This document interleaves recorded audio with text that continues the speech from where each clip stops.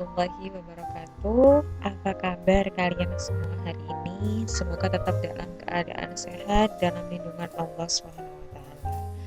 Hari ini kita akan belajar tentang materi IPA, yaitu tentang fisika. Nah, kita akan belajar tentang pemantulan cahaya. Pemantulan cahaya terjadi pada cermin datar, cermin cembung, dan cermin cekung. Tetapi hari ini kita akan belajar tentang pemantulan cahaya pada cermin cekung dan cermin cembung. Nah, yang pertama kita akan membahas cermin cekung. Cermin cekung di sini termasuk cermin konvergen atau cermin yang mengumpulkan sinar. Nah, bisa dilihat di dalam gambar di sini. Pada cermin cekung, sinarnya terletak di luar dari cermin. Nah, ini pada cermin cekung. Bagian-bagiannya ada O, kemudian F, dan M. O di sini adalah titik fokus pada cermin. Sedangkan O di sini adalah titik pusat dari cermin cekung. Kemudian F itu merupakan titik fokus, dan M ada dalam sumber yang lain menyebutkan M, kemudian P atau C. Nah, itu merupakan pusat dari kelengkungan cermin. Nah, M di sini itu 2 kalinya F, bisa dilihat pada garis yang berwarna orange. Nah, garis yang berwarna orange ini bisa disebut dengan R atau jari-jari kelengkungan cermin yang diperoleh dari 2 kalinya F. Jadi, misalkan F itu bernilai 3 cm, maka jari-jari kelengkungan cerminnya bernilai 6 kali 6 cm, karena R di sini yang berwarna orange di sini merupakan 2 kalinya F. Ini adalah bagian dari cermin cekung. Lanjut, kemudian kita ke sinar-sinar istimewa pada cermin cekung.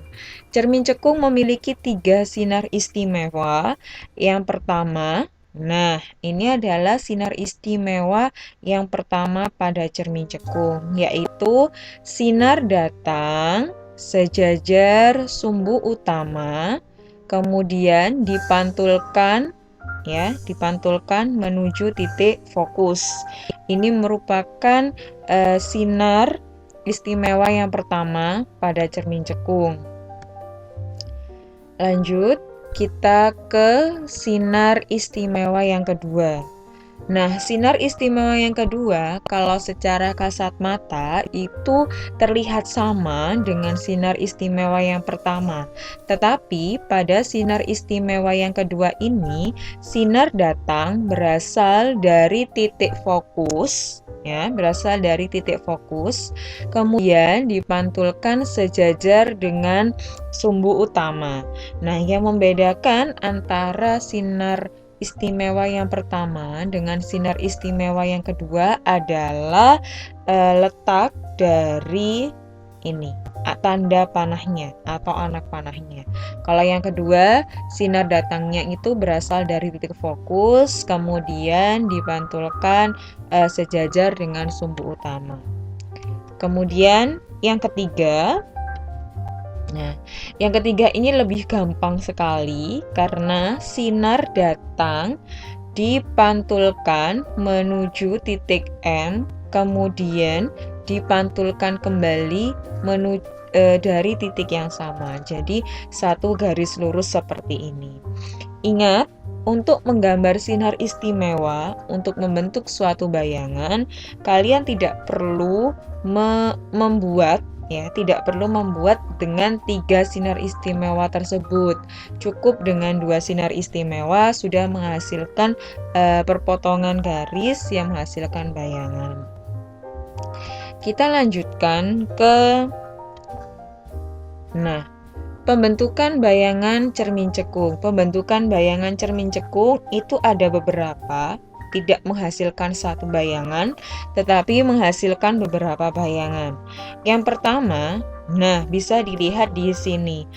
Pembentukan bayangan ketika benda berada di ruang satu.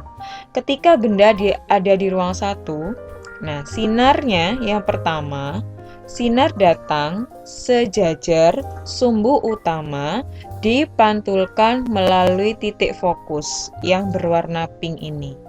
Nah, kemudian yang kedua menggunakan sinar istimewa yang ketiga, yaitu dipantulkan dan sinar itu datang dari titik C atau M. Karena pada ruang yang pertama ini, ingat pada dalil esbah yang sebelumnya saya pernah berikan di materi yang lalu sekali bahwa ruang benda dan ruang bayangan selalu berjumlah 5. Nah, ini bendanya berada di ruang 1, maka bayangannya berada di ruang 4, sehingga garis sinar atau sinar istimewanya itu diperpanjang membelakangi cermin, sehingga bayangan yang dihasilkan bersifat maya. Ini maya karena di belakang cermin, kemudian tegak dan diperbesar. Ini ketika bayangan berada di ruang 1. Nah, kita lanjut. Apabila benda berada di titik fokus. Nah, ini kan bendanya ada di titik fokus. Maka yang terjadi, meskipun kalian menggunakan sinar istimewa yang kedua, sinar istimewa yang ke-1, ketiga, pada titik fokus tidak akan pernah menghasilkan bayangan, meskipun sinar ini sudah diperpanjang. Tetap kalian tidak akan menemukan bayangan atau tidak terbentuk bayangan ketika benda berada di titik fokus. Lanjut. Nah, ketika benda berada di ruang 2, nah ini kan bisa dilihat bahwa benda ada di ruang 2. Nah, benda di ruang 2 ini yang pertama, sinar datang sejajar sumbu utama dipantulkan melalui titik fokus, dan yang kedua, sinar datang dari atau menuju titik fokus, kemudian dipantulkan sejajar sumbu utama. Pada ruang yang kedua ini, bayangan yang dihasilkan bersifat nyata. Kenapa nyata? Karena bayangan berada di depan cermin. Nah, ini nyata. Kemudian terbalik. Nah, terbalik dari apa? Terbalik dari bendanya. Bendanya tegak menghadap ke atas, tetapi bayangannya tegak menghadap ke bawah. Jadi, bayangan yang dihasilkan itu terbalik dengan bendanya. Dan bayangannya diperbesar, sehingga ketika benda berada di ruang 2, maka bayangan yang dihasilkan bersifat nyata, kemudian terbalik, dan diperbesar. Lanjut, ketika benda berada di titik C, atau M, atau E, atau P, jadi ada beberapa sumber yang menyebutkan C, ini C, kemudian M, atau P. Ada yang menyebutkan seperti itu. Nah, ini menggunakan sinar istimewa yang pertama dan sinar istimewa yang kedua, sehingga bayangan yang dihasilkan apabila benda berada di titik C, M, atau P itu sifatnya adalah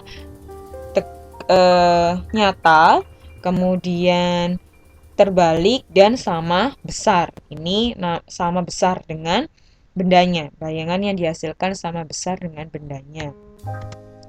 Nah, yang terakhir ini ketika benda, mohon maaf, harusnya ini bendanya berada di ruang 3. Nah, ketika benda berada di ruang 3, maka bayangan yang dihasilkan ketika benda ada di ruang yang ketiga ini itu bersifat nyata, tegak, nyata, terbalik, dan diperkecil ketika bendanya berada di ruang 3 di sebelah sini. Nah, ketika bendanya ada di ruang 3, maka bayangannya ada di ruang 2 dengan sifat nyata, terbalik, dan diperkecil. Kita lanjutkan ke sinar istimewa pada cermin cembung. Nah, sinar istimewa pada cermin cembung. Kalau pada cermin cekung tadi, nah ini berada di luar. Nah, berada di luarnya cermin. Sedangkan kalau pada cermin cembung itu berada di dalam cermin. Sehingga O, F, dan M itu berada di dalam cermin, sedangkan di ruang 4-nya sebelah sini itu di luar cermin. Nah, ini pada cermin cembung. Cermin yang pertama itu sinar datang dari ruang 4 sini. Ini kan ruang 1, ruang 2, ruang 3, dan ruang 4. Jadi, sinar datang sejajar sumbu utama dipantulkan seolah-olah berasal dari titik fokus. Jadi kalau pada cermin cembung itu ada kata seolah-olahnya. Jadi sinar datang sejajar sumbu utama, kemudian dipantulkan seolah-olah berasal dari titik fokus. Terus yang kedua adalah sinar datang. Ya, sinar datang menuju titik fokus. Jadi ini ada sinar datangnya. Sinar datang menuju ke titik fokus sebelah sini. Ini mengalami perpanjangan. Nah, sinar datang menuju ke titik fokus dipantulkan seolah-olah sejajar dengan sumbu utama. Nah, ada kata seolah-olahnya. Lanjut, yang ketiga. Nah, yang ketiga adalah, yang ketiga juga lebih mudah karena sinar datang dan sinar pantulnya berasal dari titik yang sama, yaitu titik M, atau bisa P atau bisa C, bergantung sumbernya. Jadi, yang ketiga ini lebih mudah, sinar datang dan sinar pantulnya terletak di dalam satu titik yang sama. Nah, kalau pada cermin cekung itu menghasilkan beberapa sifat bayangan, sedangkan pada pembentukan bayangan cermin cembung itu hanya satu sifat yang dihasilkan pada pembentukan bayangan cermin cembung. Jadi benda itu selalu berada di ruang 4. Terserah mau di sebelah mana, benda pasti akan ada di ruang 4. Nah, bayangan yang dihasilkan pada cermin cembung, cermin cembung ini itu selalu bersifat maya, tegak, dan diperkecil. Nah, ini maya, tegak, dan diperkecil. Sehingga cermin cembung itu bersifat divergen atau menyebarkan sinar. Nah, ketika cermin cembung itu bersifat menyebarkan sinar, nah, dalam kehidupan sehari-hari, cermin cembung biasanya digunakan pada spion karena kan dia lebih kecil sehingga bisa menangkap bayangan yang di belakangnya tuh lebih banyak. Kemudian biasanya di pojok tikungan. Nah, tikungan itu biasanya ada sebuah tiang dan itu cermin cembung karena cerminnya kecil ya tidak terjadi tabrakan ketika belok gitu. Nah, terus ada persamaan pada cermin. Nah, persamaan pada cermin ini sama, cermin cembung maupun cermin cekung, yang membedakan nanti hanya nilai fokusnya saja. Kalau pada cermin cekung, fokusnya bernilai positif, sedangkan pada cermin cembung, fokusnya bernilai negatif. Nah, ini ada 1/F sama dengan 1/S ditambah 1/S aksen. Boleh juga ketika di sumber yang lain 1/F sama dengan 1/SO ditambah 1/SI. Nah, fokus di sini F adalah jarak fokus atau dalam satuan cm. Kemudian S atau SO pada sumber yang lain itu adalah jarak benda ke cermin dalam satuan cm juga. Kemudian S aksen atau SI adalah jarak bayangan atau layar ke cermin. Dilanjutkan dengan persamaan yang lain. Nah, persamaan yang lain di sini ada M. M merupakan perbesaran. Nah, perbesaran di sini perbesaran bayangan pada cermin. Nah, M di sini ada H aksen per H sama dengan S aksen per S, ada harga mutlak. Harga mutlak di sini diperlukan untuk SI atau S aksen yang bernilai negatif sehingga nanti keluarnya tetap bersifat positif. Nah, ini ada M perbesaran dengan satuan kali. Kemudian S jarak benda ke cermin, H tinggi benda, S aksen jarak bayangan ke cermin, H aksen tinggi bayangan. Nah, catatannya H aksen positif adalah tegak dan maya. Kalau H aksen negatif itu bayangan yang terbalik dan maya. Itu ketika hanya bernilai positif atau negatif. Tetapi menurut Ustadzah, bayangan itu tidak, maksudnya tinggi benda tidak ada yang bernilai negatif.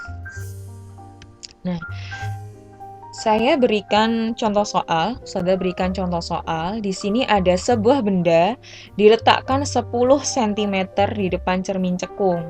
Jika jarak fokus cermin adalah 6 cm, tentukan jarak bayangan yang dibentuk, nyatakan sifatnya, dan buatlah gambar diagram sinarnya. Nah, di sini ada SO-nya 10 cm, kemudian ada F-nya 6 cm. Nah, diketahui jarak bendanya 10 cm, kemudian jarak fokus cerminnya 6 cm, dinyatakan jarak bayangan, S aksen, sifat bayangan, dan gambar diagram. Jawabnya seperti ini. 1/F sama dengan 1/S ditambah 1/S aksen.